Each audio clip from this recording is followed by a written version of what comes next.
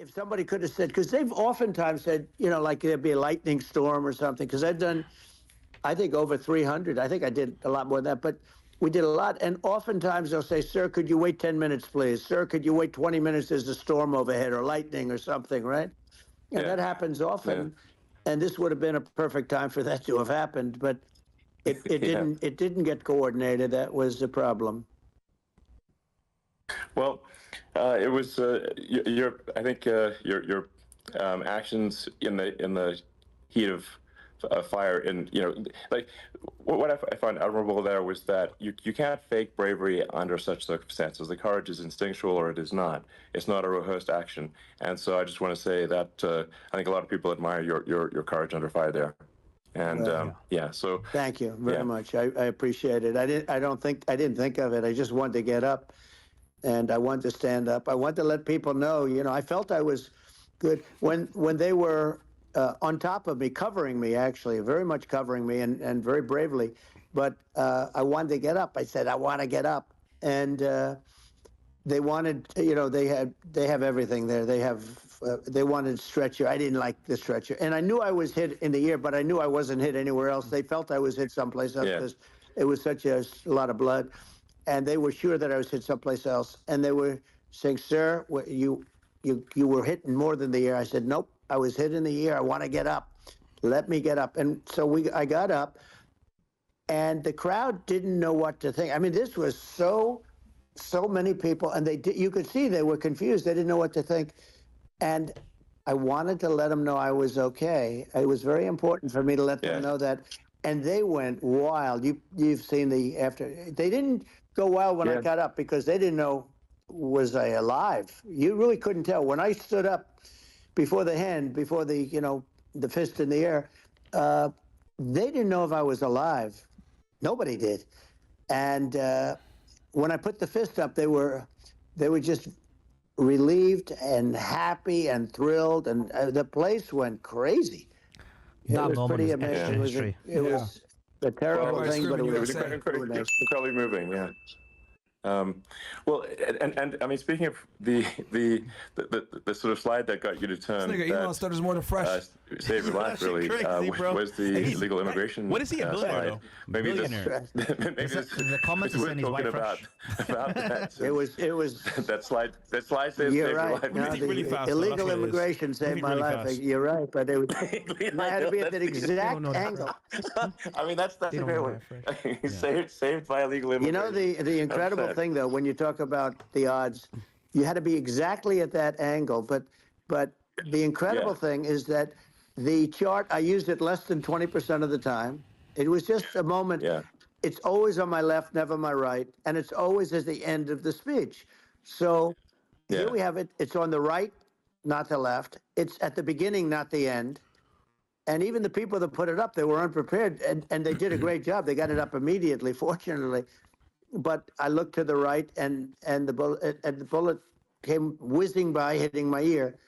So it was amazing. But when you think of the odds of that, and that normally you wouldn't use it. Normally I wouldn't have the thing, and then it would have been a very different story. It's very much, I say, an act of God. It's a miracle that it happened, and I'm honored by it. I'm honored by it. Well, what were you about to say about illegal immigration before you were rudely interrupted? Well, I was going to say how good the numbers were. By the way, we're going back to Butler, and we're going to go back in October. We're all set up, and the people are fantastic in Butler. It's a great area. These are incredible people.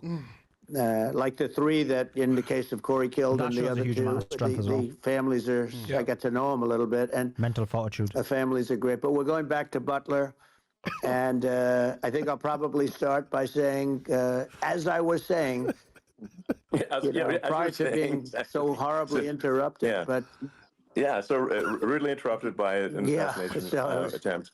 No, but the chart. Some people have no manners. Elon, the chart was just a chart that. In my last week, we had the best illegal immigration numbers, meaning stopping. It was at the lowest. You've seen the chart. It's become quite a famous chart. Yeah. But that was the lowest point ever recorded. it was a really, I mean, I was very proud of those numbers. And then you see what happened with these people, Kamala and Joe. You see what happened. They just let it go. I had remain in Mexico policies. I had all these different policies that was so good. Guys like Tom Homan and Brandon Judd from Border Patrol. These are all people that they've been on television. They says the best numbers we've ever had. We had so many different checks, catch and release in Mexico, not the United. We had catch and release in the United States. We had it in Mexico. We had so many things. We had things where if many people come in there, they have contagious diseases. We had everything passed. If you have a contagious disease, I'm sorry, but we cannot allow you into the country. Come in there in Mexico, not the United. We had catch and release in the United States. We had it in Mexico. We had so many things. We had things where if many people come in there, they have contagious diseases. We had everything passed. If you have a contagious disease, I'm sorry, but we cannot allow you into the country. So we were setting literally records, and all I was doing is showing that, and I use it sometimes, and in this case, I'm glad I used it. I can tell you that, but they were fantastic numbers. But I'm going to sleep with that chart always. I'll be sleeping with that chart. That chart was very important for a lot of reasons. Well, I mean, would it be accurate to say that you're supportive of legal immigration, but we also need to shut down illegal immigration and especially unvetted illegal immigration, because and that's not the same as saying that everyone who's an illegal immigrant is bad. In fact, I think most people who are illegal immigrants are actually good, but you can't tell the difference unless there's a solid vetting of who comes across the border. Does that accurately represent your position? I say it very simply. They have to come in legally. They have to be checked. Yeah. Because look, Kamala was the border czar. Now she's denying it. Everything that I do, she's saying she was strong on the border. We're going to be strong. Well, she doesn't have to say it. She could close it up right now. They could do things right now. It's horrible. No tax on tips, and all of a sudden she's making a speech and there will be no tax on tips. I said that months ago. And by the way, they had just the opposite. They had not only tax on tips, but they hired 88,000 IRS agents, and many of them were assigned to go get waitresses and caddies and all of this on tips. They have a policy. They had a policy that they were really going to go after you and were really harassing people horribly. And then all of a sudden, for politics, she says, she comes out with what I said, which I think is terrible. And I think it's also hitting them very hard. These people are fake. Now they're also saying they did a good job on the border. We had the worst numbers in the history of the world, not of our country. There's never been a country in history that has had a catastrophe like this. We've had, I believe, and I think you believe this too, you hear 12 million, 13. I believe it's over 20 million people came into our country, many coming from jails, from prisons, from mental institutions, or a bigger version of that is insane asylums. And many are terrorists. And I'll tell you what, they're coming not just from South America, they're coming from Africa, they're coming from all over the world. They're coming from Asia, they're coming from the Middle East, they're coming from countries that are stupidly and horribly bombing Israel October 7th. They're coming from all over the world. And you look at, it's so sad, October 7th, because it should have never happened. It's so sad when you look at Ukraine. It should have never happened. We have a defective government. These are defective people, and they're not people that should be running it. But where you see it the best is the border, because you have millions of people coming in a month, and then she gets up and she tries to pretend like she's going to do something. She had 3.5 years. And by the way, they have another 5 months that they can do something, but they won't do anything. It's all talk. She's incompetent and he's incompetent. And frankly, I think that she's more incompetent than he is. And that's saying something, because he's not too good. Mo, why was the bell sound? No, I think it is essential to have a secure border. I mean, you're really not a country unless you have a secure border. And secure elections. Absolutely, secure elections. And So it's just essential to have a real border, or we can't function as a country, and our service, our essential services are being overwhelmed in a lot of cities. As we were talking about earlier, I think having a legal immigration process that is smooth and efficient and done well, and speaking as someone who is a legal immigrant, and I think that Did you say I mean, illegal like one way to think of it is, who do you want on your team? Just how you said. His brother actually said they who were do you illegal want on Team immigrants. Have you seen the America? clip? And I think we want to just say, okay, we want to let in people who are going to, be great contributors to our society and to our economy, and and who do you want on the team? And it's not to say that, like in my opinion, actually, I'd say like probably most of the illegal immigrants actually are actually good, hardworking people. That's my opinion. But Mexicans. Some are not, and you just have this sort of adverse selection process where, if somebody's, if somebody's like has a career in theft or robbery, I don't understand what's taken them so long to get here, because we're in such a target-rich environment. I mean, why aren't more people who have a career in, bad things coming here sooner? Because it's a piece of cake to go rob, houses in LA or New York, compared to other parts of the world. And in a lot of places in America, if you try to stop the person who's robbing you, you'll be arrested. Yeah. So it's insane. It's right. I mean, what's happening with crime, and our police are so good, but they're not allowed to do their job. But I have to tell you, Elon, I hate to say it because it's such a downer to say it. I hate to say it. Wow. 1.2 I hate million. it, but you have a lot of people that just shouldn't be. I think it's a much bigger number than you think. They're allowing, think you're again, right, they're yeah. allowing people from their jails. And if you were running one of these countries where they're coming from, you would have had all of them. As an example, Venezuela, their crime is down 72%. They're taking their drug dealers. They're taking, frankly, their prisoners. They're emptying out their prisons. They're taking their criminals, their murderers, their rapists, and they're delivering them into. That's what Castro did. Yeah, well, he did on a much smaller scale. Yeah. It was a much smaller Yeah. scale. But this is a massive scale because this is being done worldwide. But here's what's happening: crime all over the world is down. And wait till you see the numbers that we have. This is migrant crime. This is crime that's going to be. Yeah. And I saw it today in New York where somebody was knifed with raped the girlfriend of a man that stood there watching in New York in one of the shelters, and started pulling out the knives, and bad things happened today. But this is happening every day. These are rough people. These are people that are in jail for murder and all sorts of things. And they're releasing them into our country, and they're telling them, if you come back, we're going to kill you. We're going to give you the death penalty or kill you. So they don't want to come back. But these are rough people. Yeah. These are criminals that make our criminals look like nice people. And it's horrible what they're doing. And she's in charge of it because, now she's trying to say she had nothing to do with it. And she's such a liar because she was called the border czar the first day, and it was on the headlines of every newspaper. She's the border czar, and she never even went there. She went to one location which had nothing to do with where the problem is. She went in and out, I guess, because she was getting a lot of pressure, but had nothing to do with the problem is. But she was the border czar, and people can't allow them to get away with their disinformation campaign. Now she's trying to say that she wasn't really involved, and the whole thing is horrible. She was totally in charge. She could have shut the border down without him. He didn't know what he was doing anyway, so he wouldn't have even known what happened. You could shut the border down. He wouldn't even know the difference. But the fact is that she was border czar. But if you don't have to call her that. The fact is you could just call her, she was in charge of the border, and the border was the worst ever. It's simply not working. No, it's horrible. Whether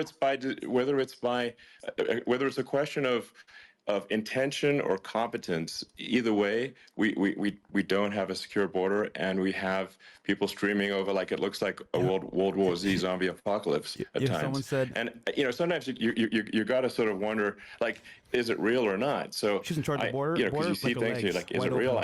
So I went to the border at Eagle Pass, and I saw for myself crazy, in Texas, and I was like, okay, it's real. I'm like seeing this in real time. I actually posted the video like just live. I just flew there one day and just to see, hey, is this made up or real? And I'm just seeing people stream across the border, and I have to say, at least the people I saw did not look friendly. These are people can look at my video and say, hey, these people look friendly. I don't look super friendly. So these are people that Elon would not be the same man if he had to walk across the street and look these people in the eye. These are rough people. These are really rough people coming across. And I know rough people. And these are people that we don't want in our country. And, the caravans are coming in and they're putting, and who's doing this are the heads of the countries. And you would be doing it, and so would I. And everyone would say, oh, what a terrible thing to say. The fact is, it's brilliant for them because they're taking all of their bad people, really bad people. And I hate to say this, the reason the numbers are much bigger than you would think is they're also taking their non-productive people. Now, these aren't people that will kill you. We have enough of them. But these are people that are non-productive. They are just non-productive. I mean, for whatever reason. They're not workers or they don't want to work or whatever. And these countries are getting rid of non-productive people in the caravans in many cases. And they're also getting rid of their murderers and their drug dealers and the people that are really brutal people. And they're coming into our country at levels that have never been seen before. And I saw an ad just before I got on the air. I'm walking over here, and I saw an ad by Kamala saying how she is going to provide border security. Where has she been for 3.5 years? For 3.5 years. Yeah, no. We have 20 million people for it. It's a terrible. Yeah, I think this, frankly, I think this is a fundamental existential issue for the United States. And if we have another 4 more years of open borders, and it's going to be even worse with another 4 more years, it's going to be even worse than it's been for the past 3.5 years. I'm not sure we've got a country. You don't have a country left. Elon, if they get in, you will have 50 to 60 million people from all over the world, not South America only. We think of South America, we think of Honduras and El Salvador, Guatemala, and Mexico, the 4, but it's not that. It's everywhere. They're coming in from everywhere. And I had to stay in Mexico. Yeah, I think this is a super important point. Like people, it's like basically when I went down there, I was like, well, where are people from? It's like almost no one was from Mexico. No, Mexico less. It's just the border. It's just the border with Mexico. But the people coming in, it's Earth, the rest of Earth, and America is only about 4 or 5% of the population of Earth. It would only take a few percent of the rest of Earth to overwhelm everything. We're already overwhelmed, Elon. We're overwhelmed. You had to see the news tonight about New York, and I love that place. And what they're doing to it is horrible. What they're doing to it, and all the courts do is they try and focus on Trump. Okay, let's focus on Trump, who did nothing wrong. I complain about a rigged election. Elon, what's happened is unbelievable. You have from Africa. From the Congo, they're coming, from the Congo. And 22 people came in from the Congo recently, and they're murderers. And they drop them, they take them out of jails, which is very expensive, to maintain the jails, although they don't do too much maintaining, I can tell you. But they take them out of jails, prisons, they take them out, and they bring them to the United States. They deposit them in the United States and say, don't ever come back or you're going to be executed. And they don't want to come back. But they won't come back. Sure. But they're coming from Africa. They're coming from Asia. They're coming from the Middle East. They're coming from South America. Well, they're coming from everywhere. Earth, and there are a lot of really bad ones. It's just an everywhere on Earth thing, and it's just not possible for the United States to absorb everyone from Earth or even a few percent of the rest of Earth. It's just not possible. So, well, Elon, we're going to have to finish this up. We're going to have the largest deportation in history of this country, and we have no choice. Otherwise, we're going to have a country. What they've done to our country. Think of it.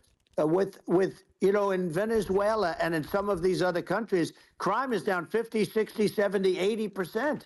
And you would be the same. You would have. Yeah, I'll tell you what. Venezuela has not gotten rid of all of them. They've gotten rid of about 70% of their really bad people. Their jails are about 50% put into the United States. Same with other countries. Sure. Some are at 30%, some are at 50%. They're all different. But the bottom line is they're all going to be at 100%. Why wouldn't you put 100% of? Yeah. And they're doing it right now while this third-rate phony candidate. Don't forget, I beat Biden. He failed in the debate miserably. And, some people said, oh, gee, it's too bad. It's too bad he did so badly, or I did well in the debate. The first night they said, wow, one of the people at CNN said that was the greatest debate performance I've ever witnessed. And then 2 days later, they didn't talk about that. They just said he was bad. But that's okay. That's the way I get treated, and I don't mind that at all. What I can tell you is this. We cannot have a Democrat. We cannot have her. She's incompetent. She's as bad as Biden in a different. Yeah. Look, she hasn't done an interview since this whole scam started. And say what you want. This was a coup. This was a coup of a president of the United States. He didn't want to leave, and they said we can do it the nice way or we can do it the hard way. Yeah, they just took him out back behind the shed and basically shot him. What they did with this guy, and I'm no fan of his, and he was a horrible president, the worst president in history. And one of the reasons he was so bad, first of all, the Israeli attack would have never happened. Russia would never have attacked Ukraine, and we'd have no inflation. And we wouldn't have had the Afghanistan mess, if you think of it. And we wouldn't have had Afghanistan. But we think of it. You take a few of those events away, and we have a different world. We would also have inflation was caused by oil. Yeah, I think you're making an excellent point here, which is that when other countries are thinking about invading or doing bad things, when they're thinking about that, they're thinking about, okay, what's the American president going to do? And do they fear the American president? Or is there someone they do not respect and do not fear? And I think they would rightfully be. I mean, look at the footage of the assassination. They're like, okay, President Trump is like, don't mess with me. I mean, that's like, whereas I think people are not going to be, and they obviously have not been at all intimidated by Biden, and they certainly will not be intimidated by Kamala. And you have to really think of that in the context of global security. That if the American president is someone that, like, evil dictators are scared of, that makes a huge difference to the security of the world. So I had a good relationship with Putin, despite the Russia hoax that lasted for over 2 years. Just a hoax created by Hillary Clinton and Adam Shifty Schiff, some just bad people, just sick people, frankly. I mean, Schiff is a sick person. He's going to end up probably being a senator. It's hard to believe. The whole thing is hard to believe. But, they put our country in danger with that stuff, too. They actually, when they make up stories, and you have to fight your way out of it for a long time. But I know Putin very well. I got along with him very well. He respected me, and it's just one of those things. And we would talk a lot about Ukraine. It was the apple of his eye. But I said, don't ever do it. Don't ever do it. I shut down Nord Stream 2. That was the big oil pipeline, the biggest pipeline in the world going all over Europe. I shut it down. Biden came, and then they say, I loved Russia. I was a friend of Putin, and I loved Russia. No. He actually said to me one time, he said, if you're my friend, I'd hate to see you as an enemy. I shut down his pipeline. The biggest pipeline, they were looking at that to fund, and this pathetic president gets in there, and the first thing he did, one of the early things he did, is he shut down Keystone XL pipeline, which is our pipeline that would have employed 48,000 people, pipeline workers. Shuts it down. That was a massive job that Obama refused to allow. I allowed it in my first week, because it was jobs and it moved oil. And by the way, in a much more environmentally friendly way. It's underground. It's not a truck that catches on fire or a train that catches on fire. But think of it. He shut down the XL pipeline, the Keystone XL pipeline. He shuts that down, and he approves the Russian pipeline. Yeah, it doesn't make any Right? sense. It's like it's But inconsistent. Biden blew up the pipeline, so he's Certainly, talking about. but I mean, I think it's just worth emphasizing, to listeners the immense importance of whether the United States president is intimidating or not intimidating, and how much that matters to global security, because there's some real tough characters out there, and if they don't think the American president is tough, they will do what they want to do. I know every one of and them. it puts the Yeah. whole world in danger. Elon, I know every one It's of a them, big and I deal. know them well. I know Putin. Yeah. I know President Xi. I know Kim Jong-un of North Korea. I know every one of them. And let me tell you, people will say, oh, this is terrible. He said, I'm not saying anything good or bad. They're at the top of their game. They're tough. They're smart. They're vicious. And they're going to protect their country, whether they love their country. They probably do. It's just a different form of love, but they're going to protect their country. But these are tough people at the top of their game. And when they see a Kamala or when they see Biden, Sleepy Joe, they can't even believe it. They can't believe this happened. All the stuff that you're seeing now, all the horror that you look at Israel, they're all waiting for an attack from Iran. Iran would not be attacking, believe me. When I was there, and I say it with respect, because I think we would have been good with Iran. I don't want to do anything bad to Iran, but they knew not to mess around.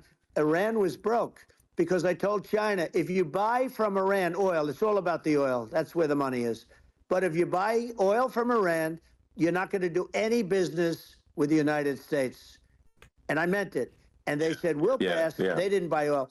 Other countries, likewise. Sure. You want to buy, you're not doing business with the United States. And they were at a point where they had no money for Hamas. They had no money for Hezbollah. They had no money for any of these instruments of terror. And it was amazing. In fact, there were articles when I was leaving, which is hard to believe, actually, especially when you look at what's happened to our country. Our country is so bad right now. It's such a different place. We were respected. Think of it. 4 years ago, we were so respected to a point where when I said don't buy oil, they didn't buy oil, but they had no money, and Israel would have never been attacked. It is zero chance. And again, I said to Vladimir Putin, I said, don't do it. You can't do it, Vladimir. You do it, it's going to be a bad day. You cannot do it. And I told him things that what I do, and he said, no way. And I said, way. And it's the last time we ever had the conversation. He would never have done. I got along well with him. I hope to get along well with him again. Getting along well with them is a good thing, not a bad thing. I got along well with Kim Jong-un.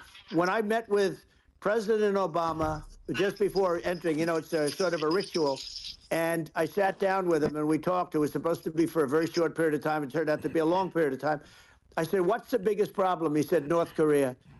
I had that problem worked out very quickly. It was nasty at the beginning with Rocket Man and, all the different things. Yeah.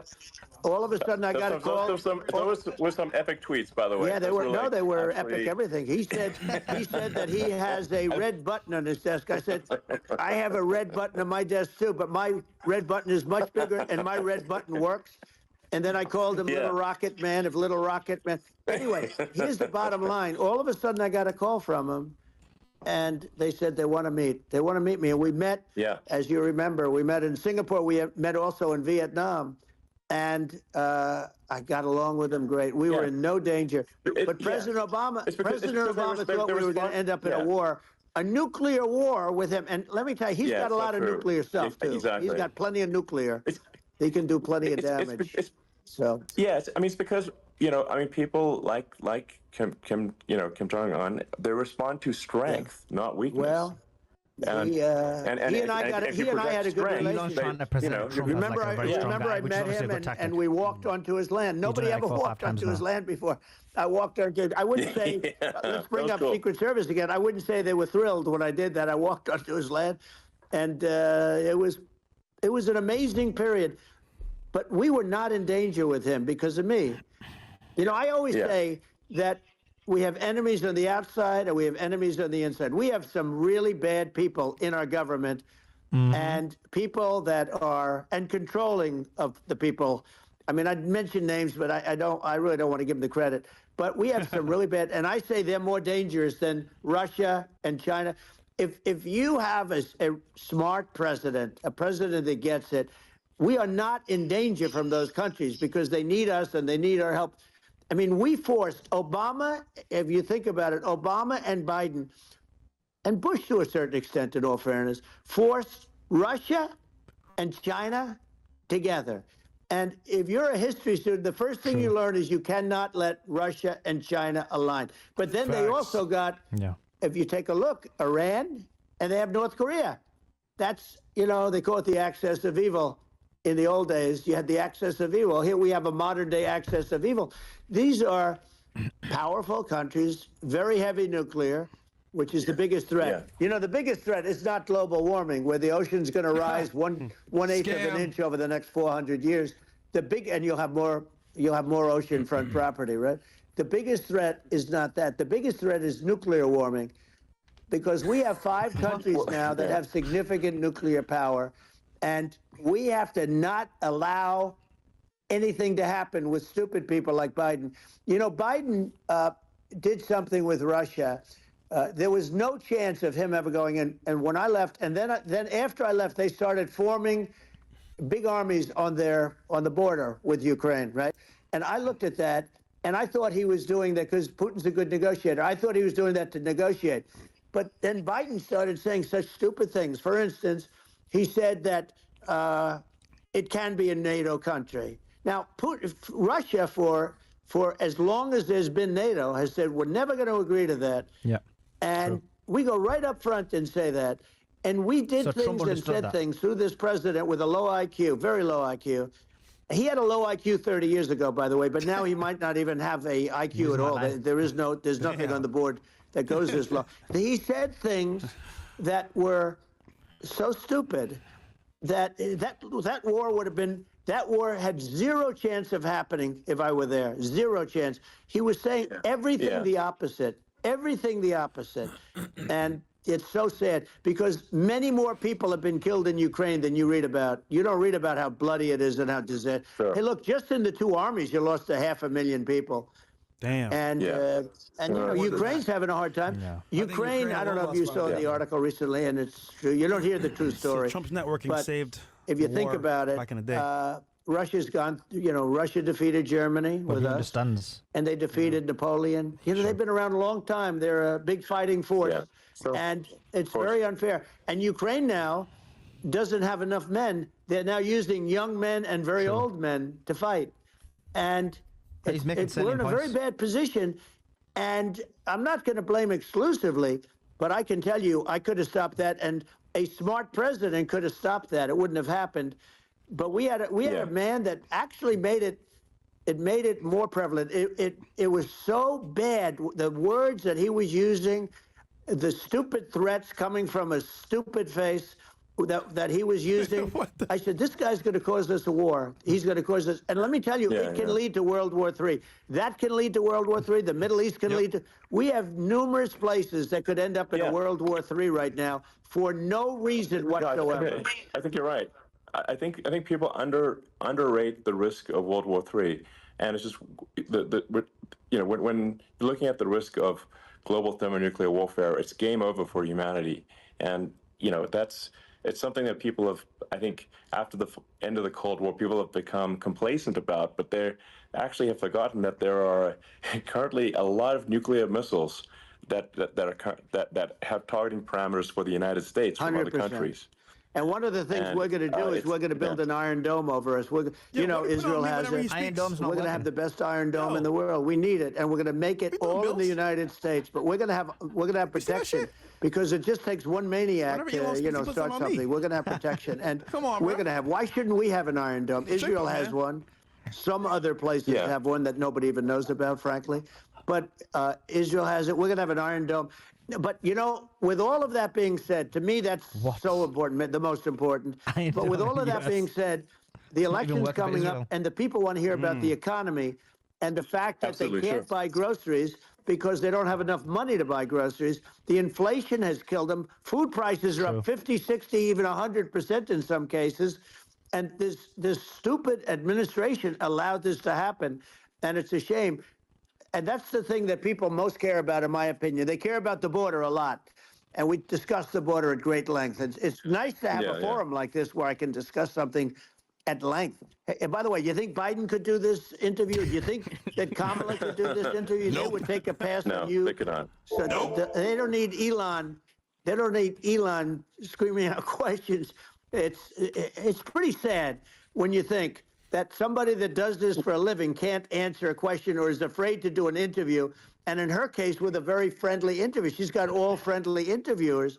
It's pretty Yes, sad. absolutely. But the big thing now is the Well, economy, Elon. yeah. And as much as Yeah. I mean, I view nuclear as the single most important thing, but a lot of people don't. A lot of people don't understand that. But it doesn't have to. Me and Trump If I agree. understand it, Yeah, that's Trump all you says need. foreign Because policy if I was recently. president, you're not going to have that kind of a problem. But the thing that they really is making them angry is what Kamala and Biden have allowed to happen to the economy. It's a disaster with inflation. The inflation, it Yeah. doesn't matter what you make. The inflation has eaten you alive. If you're a worker or if you're just a middle income person, you can't afford. 4 years ago, 5 years ago, people were saving a lot of money. Today, they're using all their money and borrowing money just to live. It's a horrible thing Right. that's happening. I thought this was And a we'll end that conversation. Well, I think quickly. a lot of a lot of people just don't understand where inflation comes from. Inflation comes from government overspending because the checks never bounce when it's written by the government. So if the government spends far more than it brings in, that increases the money supply, and if the money supply increases faster than the rate of goods and services, that's inflation. So really, we need to have we Elon, need who to controls the reduce banks? our government spending. He knows. And we need to re-examine. I think we need like a government efficiency commission to say like, hey, where are we spending money that's sensible? Where is it not sensible?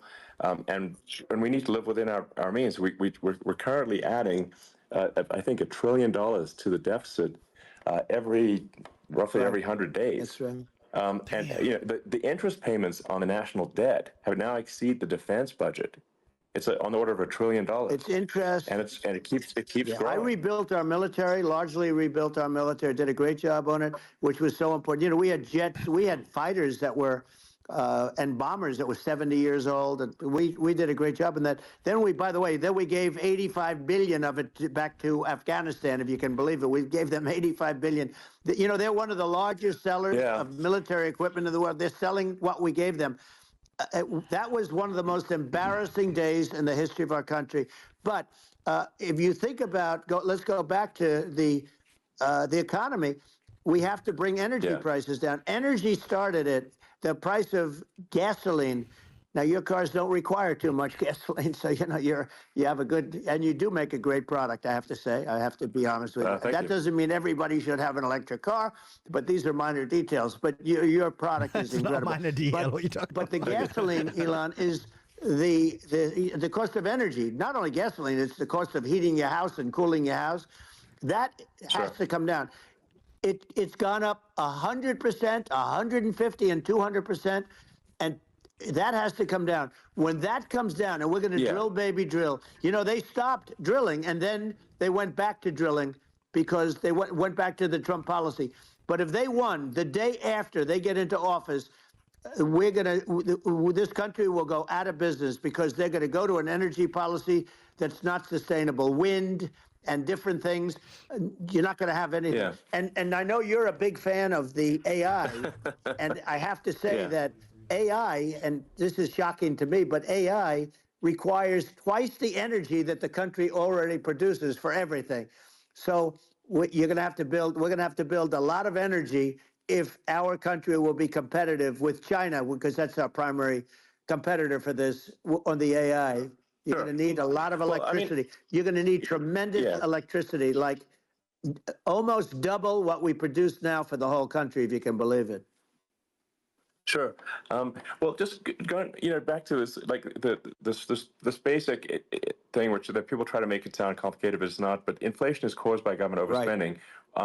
Would you agree that we need to take a look at government spending and have perhaps a government efficiency commission that just tries to make the spending sensible and so the country lives within its means, just like a person The does? waste is incredible, and nobody negotiates prices.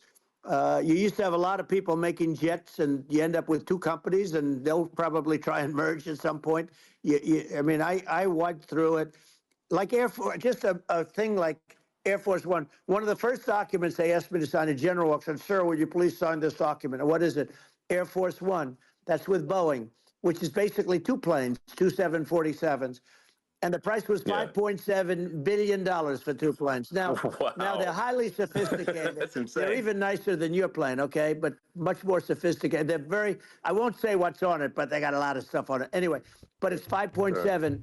That's a crazy It's number. a crazy number, but I said, I'm not going to pay 5.7. I'm not going to do it. I said, who made the deal? Obama and his people. I said, well, then I know the deal's no good. I'm not going to do it.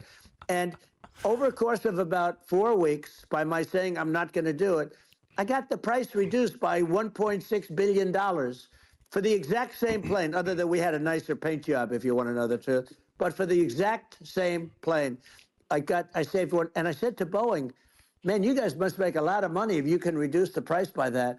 But now what I do hear is that they're going back to the Biden administration and wanting big cost overruns, because they see these dopey suckers in there, and they'll end up getting some of the money back. But I shaved it by $1.6 billion for the exact same plane. And you can now take that and multiply that out times thousands of other items. Multiply it by yeah, a the zillion. numbers are And astronomical. I agree with you.